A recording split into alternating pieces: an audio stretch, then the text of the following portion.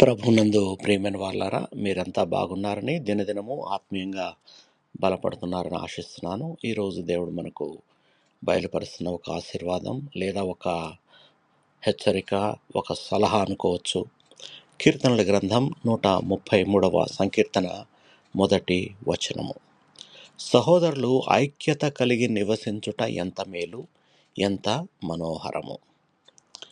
ఈ వాక్యం మనకు ఐక్యత యొక్క గొప్పతనాన్ని బోధిస్తుంది.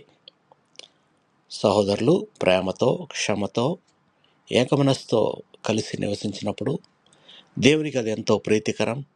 ఎందుకంటే ఐక్యత ఉన్న చోట శాంతి ఉంటుంది, ఆశీర్వాదాలు ప్రవహిస్తాయి, దేవుని సన్నిధి స్పష్టంగా కనపడుతుంది.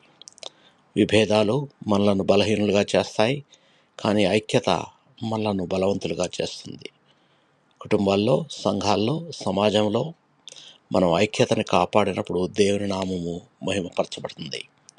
అంతేకాదు, దేవుడిచ్చిన 10 ఆజ్ఞలో నిన్నువలే నీ పొరుగు వారిని ప్రేమించుము అనే ఆ ఆజ్ఞని మనము సంపూర్ణంగా నెరవేర్చిన వాళ్ళమవుతాం. ప్రార్థన చేసుకుందాం. ప్రేమగల ప్రియ పరలోకపు తండ్రి, మా మధ్య ఐక్యతను ప్రసాదించండి. ద్వేషం, అసూయ, గర్వం మా హృదయాల నుంచి తొలగించి ప్రేమతో ఒకరినొకరు అంగీకరించే కృపను దయచేయండి. మేము కలిసి నివసిస్తూ నీ చిత్తాన్ని నెరవేర్చే వారముగా ఉండేలా నడిపించండి. మా కుటుంబాల్లో, మా సంఘాల్లో, మా దేశంలో మీ యొక్క శాంతి నిలిచిండినట్లు సహాయం చేయమని మా ప్రభును, మీ ప్రియకుమారుడైన యేసుక్రీస్తు ప్రశస్త నామంలో ప్రార్థించి వేడుకొనుచున్నాము తండ్రి. ఆమేన్.